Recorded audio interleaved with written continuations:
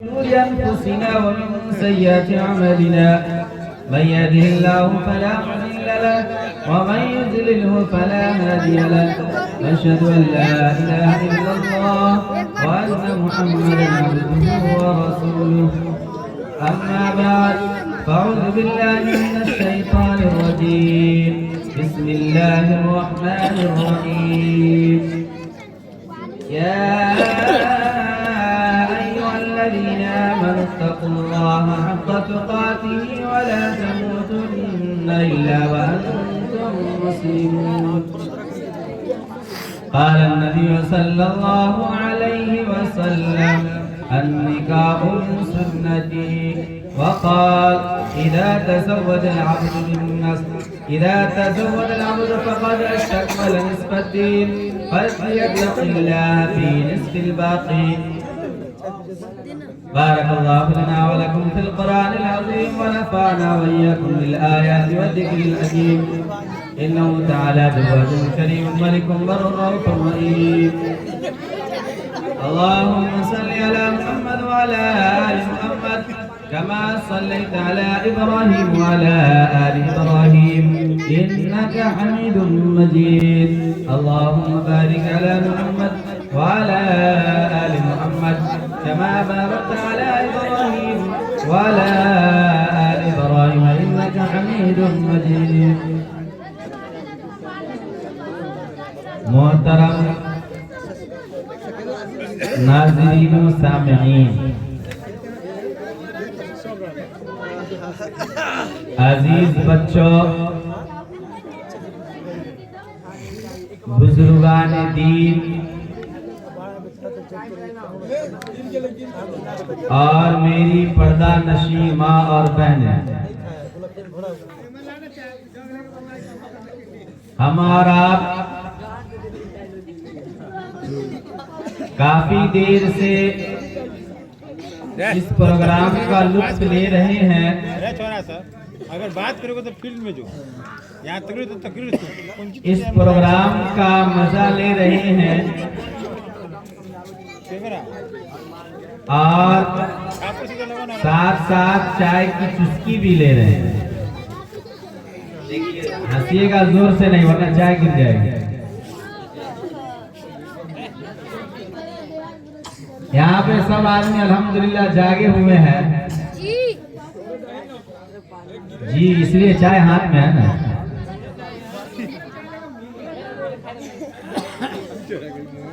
میرے محترم،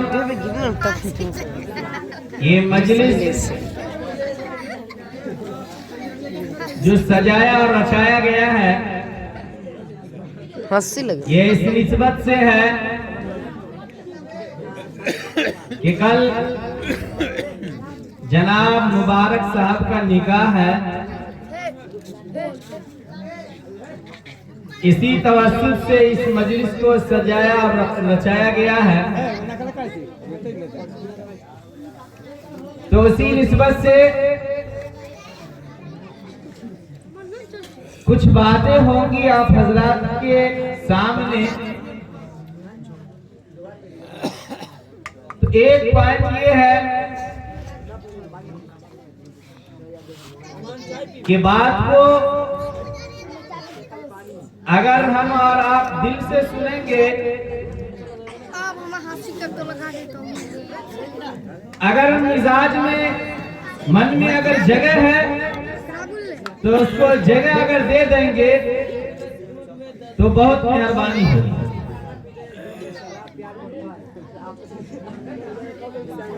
اللہ کے نبی جناب محمد رسول اللہ صلی اللہ علیہ وسلم نے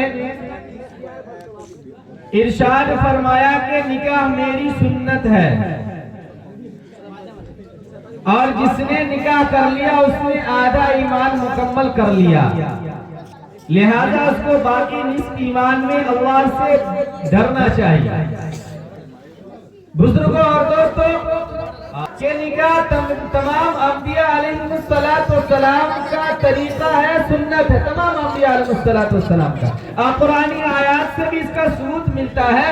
سورہ رعد میں ارشاد ربانی ہے وَلَقَدْ أَرْسَلْنَا رُسُلًا مِّن قَبْلِكَ قبلک وجعلنا لهم ازواجا وذریہ۔ ترجمہ بلا شبہ ہم نے آپ سے قبل بہت سے رسولوں کو بھیجا اور ان کو بیویاں اور بچے بھی دیے۔ ترمذی شریف کی ایک حدیث ہے، اور اس حدیث میں 4 چیزیں انبیاء اور رسول کی سنت میں داخل ہے، 4 چیزیں موٹا موٹی بتایا ہے۔ اس میں سب سے پہلی جو چیز ہے وہ ہے شرم و حیا۔ یاد رکھیں، گنتی کیجئے گا آپ لوگ، کتنا ہے؟ نمبر 1 کیا ہے؟ شرم و حیا۔ کیا ہے؟ بولیے گا تو بولیں گے، نہیں بولیے گا تو چپ چاپ ہم بھی رہیں گے۔ شرم و حیا۔ نمبر 2 خوشبو کا استعمال۔ نمبر 3 مسواک۔ نمبر 4 نکاح۔ ان کے علاوہ بہت ساری روایتیں ہیں، بہت ساری سنتیں ہیں، لیکن یہ 4 چیزیں جو میں بتایا، اس میں سب سے اہم چیز جو ہے وہ آج کے دور میں جو ہماری زندگی سے جو اٹھ چکا ہے، ہمارے معاشرے سے جو ختم ہو چکا ہے، ہمارے معاشرے میں، ہماری زندگی میں، ہماری ماں اور بہنوں کی زندگی میں، ہماری بیٹیاں کی زندگی میں، ہماری بہو کی زندگی میں، کسی یا ہمارے مرد حضرات کی زندگی میں ذرہ برابر نہیں ہے۔ وہ نمبر 1 ہے شرم و حیا۔ شرم و حیا، چاہے مرد حضرات ہو، چاہے مہلا خواتین ہو، کوئی بھی ہو، آج ہمارے اندر سے، ہماری ماں اور بہنوں کے اندر سے شرم و حیا کا نام و نشان مٹ چکا ہے۔ آج گناہ کی کثرت کی وجہ کیا ہے؟ گناہ کی کثرت کی وجہ یہ ہے کہ آج ہمارے سماج میں شرم و حیا مٹ چکا ہے۔ آج ہمارے سماج سے شرم و حیا کا نام و نشان مٹ چکا ہے۔ آپ بتائیے بھلا کیسے ہم سماج میں ہیں، حالانکہ ہمارا سماج، ہم جس مذہب کو مانتے ہیں، ہم جس مذہب کے ماننے والے ہیں، اس مذہب میں شرم و حیا کا اتنا خیال رکھا گیا ہے۔ میں آپ کو ایک چھوٹا سا سیمپل دے کر کے سمجھاتا ہوں، ایک نمونہ دے کر کے آپ کو سمجھاتا ہوں کہ حیا کا کتنا خیال رکھا گیا ہے۔ ایک مرتبہ کا واقعہ ہے، جناب محمد رسول اللہ صلی اللہ علیہ وسلم غسل فرمانے جا رہے ہیں، غسل فرمانے گئے۔ پہلے زمانہ میں تو کل تھا نہیں، نہ دیوار تھی، کل تھا نہیں نہ دیوار، کہاں جاتے تھے لوگ نہانے کے لیے؟ کنواں میں۔ کہاں جاتے تھے؟ کنواں میں نہانے کے لیے۔ اللہ کے نبی جناب محمد رسول اللہ صلی اللہ علیہ وسلم کنواں کے پاس گئے نہانے کے لیے۔ جب وہاں پر کنواں کے پاس نہانے کے لیے تشریف لے گئے تو ان کے ساتھ صحابہ کرام رضوان اللہ تعالی علیہم اجمعین بھی تھے نہیں تھے، سن لیجئے، کان کھول کے سنیے گا، تھے کہ کون تھے؟ صحابہ کرام رضوان اللہ تعالی علیہم اجمعین تھے نبی پاک علیہ السلام کے ساتھ میں۔ تو اللہ کے نبی جناب محمد رسول اللہ صلی اللہ علیہ وسلم جب غسل فرمانے لگے تو اللہ کے نبی جناب محمد رسول اللہ صلی اللہ علیہ وسلم نے کہا کہ اس چادر کو گھیر دو۔ کیا کہا؟ اس چادر کو گھیر دو۔ گھیرنے سے کیا مراد ہے؟ کہ اس چادر کو دونوں طرف سے 2 آدمی پکڑ لے تاکہ پردہ ہو جائے گا، آڑ ہو جائے گا، ہم اس پردے میں نہا لیں گے۔ میں آپ کو دین سکھا رہا ہوں، دین کی باتیں بتا رہا ہوں، دین بتا رہا ہوں یہ کہ اللہ کے نبی جناب محمد رسول اللہ صلی اللہ علیہ وسلم، صحابہ جو ہے وہ بھی مرد ہے اور جناب محمد رسول اللہ صلی اللہ علیہ وسلم وہ بھی مرد ہے، تو پھر پردہ کس بات کا؟ ہمارے سمجھ میں ہے نا بات، پردہ بھی طے کا اگلے نے کہا جائے دے، نیچے سے اوپر تک کھولنے کا، پھر بھی کہنا جو اوپر وہ ہمرو ہے۔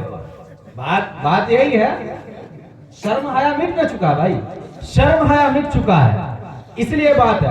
اللہ کے نبی جناب محمد رسول اللہ صلی اللہ علیہ وسلم ارشاد فرما رہے ہیں کہ چادر کو گھیر لو۔ جب اللہ کے نبی محمد رسول اللہ صلی اللہ علیہ وسلم جب نہانے لگے تو 2 صحابی جو ہے کپڑا یعنی چادر کو دونوں طرف سے پکڑ کر کے ادھر گھوم کر کے کھڑے ہو گئے، یعنی ادھر نہا رہے ہیں نبی، اللہ کے نبی جناب محمد رسول اللہ صلی اللہ علیہ وسلم، اور صحابی ادھر گھوم گئے۔ یہ دیکھیے دین کیسے اللہ کے نبی سمجھا رہے ہیں، دین کیسے ہمیں بتا رہے ہیں اللہ کے نبی جناب محمد رسول اللہ صلی اللہ علیہ وسلم۔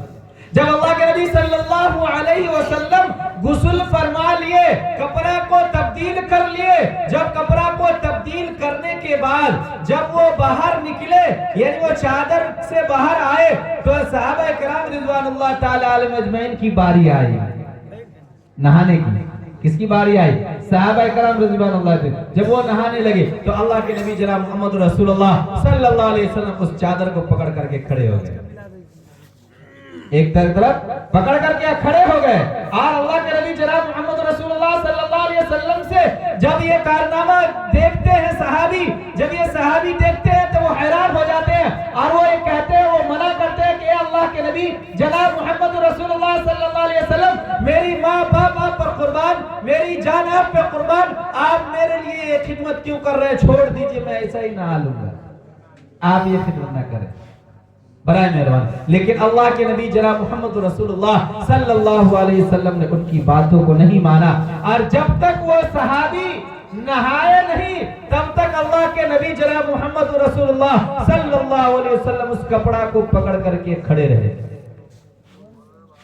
جب اللہ کے نبی جناب محمد رسول اللہ صلی اللہ علیہ وسلم اس کپڑا کو پکڑ کے کھڑے تھے, اب یہ پردہ دیکھیے, پردہ میں سب سمجھانا یہ چاہ رہا تھا کہ اللہ کے نبی جناب محمد رسول اللہ صلی اللہ علیہ وسلم نے جو ہمیں دین سکھایا ہے اس دین میں کتنا حیا ہے, کتنا حیا ہے. مردوں کے لیے لباس کہا گیا ہے کہ یہاں سے لے کر کے کم نہیں, یہاں سے تو یہاں سے لے کر کے یہاں تک مرد کا لباس یہ اس وقت ہے مجبوری کی حالت میں, جب اللہ نے آپ کو مال و دولت نہیں دیا ہے, جب آپ کو اللہ تبارک و تعالیٰ نے لباس نہیں دیا ہے, جب اللہ تبارک و تعالیٰ نے آپ کو اتنی وسعت نہیں دیا ہے کہ آپ پورے بدن کو ڈھک کر کے کپڑا پہنے. اگر اللہ نے آپ کو اتنی وسعت نہیں دیا ہے تو شریعت نے کہا کہ یہاں سے ناف سے لے کر کے اور یہ گھٹنا کے نیچے تک, یہاں چھاوا تک کپڑا پہننے کے لیے کہا گیا. مرد کے لیے فرض عین ہے, ضروری ہے وہ کپڑا اتنا دور کا ڈھکنا. جو نہیں ڈھکتا ہے وہ شرعاً گناہ کرتا ہے, شریعت میں اس کو گناہ ہو رہا ہے جس کا ایک گھٹنا کھلا ہو. یہ ایک بات ہے. لیکن جس کو اللہ نے دیا ہے تو وہ پورے تن کو ڈھک کر کے رکھے, جب چلے تو پورے تن کو, پورے بدن کو ڈھک کر کے چلے. لیکن اس کے ساتھ جب مہلا کی باری آئی, جب ہماری ماں اور بہنوں کی باری آئی تو اللہ کے نبی جناب محمد رسول اللہ صلی اللہ علیہ وسلم نے کہا, اور قرآن میں بھی اللہ تبارک و تعالیٰ نے کہا کہ اے عورتوں, اے مومن خواتین, تم کو چاہیے کہ اپنی چادر کو لٹکا لو. یعنی لٹکانے سے کیا مراد بھائی؟ ان کا پردہ کہاں سے کہاں تک ہے؟ میری ماں اور بہنیں کان کھول کر کے سن لے, میرے چچا اور دادا جو سامنے میں بیٹھے ہوئے سن رہے ہیں, اپنے اپنے گھر میں اس چیز کو لاگو کریں. اور ان کے لیے کیا پردہ اس کو میں بتا دیتا ہوں کہ اس کے لیے پردہ ہے کہ سر کے بالوں یعنی پیشانی کے بالوں سے لے کر کے یعنی پورا چہرہ, غیر محرم کے سامنے تو پورا چہرہ ڈھکا ہوا نظر آنا چاہیے, آنکھ صرف کھلا ہوا ہو اگر کہیں ضرورت کے تحت باہر جا رہے. لیکن میں گھر کی بات بتا رہا ہوں, گھر میں رہنے کا میں معاملہ پیش کر رہا ہوں. گھر میں کس طرح رہنا ہے, گھر میں کیسے زندگی گزارنا ہے, گھر میں کیسے رہنا ہے. گھر میں رہنے کا طریقہ ایک, ہماری ماں اور بہنیں کان کھول کر کے سن لے, چاہے ہمارے گھر میں غیر محرم مرد ہو یا نہ ہو, میرے گھر میں میرا بیٹا ہی کیوں نہ ہو, میرے گھر میں میری بیٹی ہی کیوں نہ ہو, میرے گھر میں میرے چھوٹا پوتا ہی کیوں نہ ہو, کوئی بھی شخص ہے اگر گھر میں, تو ہمیں چاہیے کہ اتنا پردہ تو ضرور رکھے. کتنا بھائی؟ پیشانی کے بال سے لے کر کے اور پیر کے ناخن تک ڈھکا ہوا ہونا چاہیے. یہ دین ہے, یہ دین میں بتا رہا ہوں. کہاں سے؟ پیشانی کے بال اپنے گھر میں. جب باہر نکلے آپ تو اس کا الگ حکم ہے, اس کے لیے یہ ہے کہ آپ کا پنجابی پورا ڈھکا ہوا ہونا چاہیے. لیکن گھر میں یہ کھلا ہوا, یہ کھلا ہوا ہونا چاہیے. پیر کا پنڈلی بھی کھل جاتا ہے, یہ تلوا جو انگلی پچ انگلی کھل جاتا ہے. کوئی گھر میں چہرہ بھی گھر میں کھلا رہے, صرف چہرہ, بال نہیں کھلا رہنا چاہیے. چاہے غیر محرم ہو چاہے محرم ہو, محرم کے سامنے بھی جو بال کھلا ہوا نہیں رہنا چاہیے. ایک مرتبہ کا واقعہ ہے,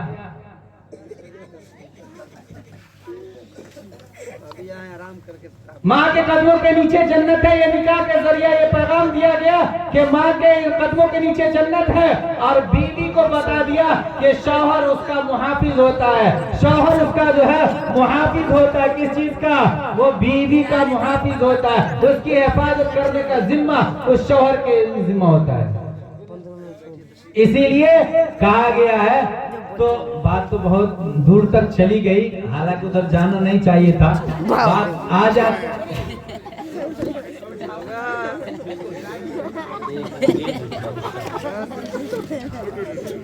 تو اللہ کے نبی جناب محمد رسول اللہ صلی اللہ علیہ وسلم نے ارشاد فرمایا کہ نکاح میری سنت ہے، اور تمام انبیاء علیہ السلام کا یہ طریقہ ہے یہ نکاح۔ اس کے بعد میں نے آپ حضرات سے جو بات بھی کہی ہے یا جو بات کہی گئی سنی گئی، اور اس میں جو اگر کمی بیشی رہ گئی ہے، اگر کڑک بات ہے تو معاف کر دیجیے گا، معافی نہ مانگ سکتے ہیں۔